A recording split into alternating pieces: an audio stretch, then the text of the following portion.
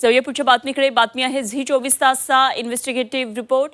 Operation खैरात संदर्भातली महत्त्वाची बातमी। पिंपरी चिंचवडमधल्या चरहोलीतला सर्व्हे नंबर 33 मधील जागेचा रेडी रेकनर वाढवण्याच्या निर्णयाविरोधात मुख्यमंत्र्यांकडे तक्रार करण्यात आली आहे आणि पिंपरी चिंचवडचे माजी नगरसेवक आणि सामाजिक कार्यकर्ते मारुती भापकर यांनी मुख्यमंत्र्यांकडे तक्रार केली आहे। या टीडीआर प्रकरणाची माजी न्यायमूर्ती यांच्यामार्फत चौकशी करण्याची मागणी भापकर यांनी केली आहे। टीडीआरचं मोठ्या प्रमाणात गडबड घोटाळा पिंपरी चिंचवड आणि पुणे शहरामध्ये मोठ्या प्रमाणात होते।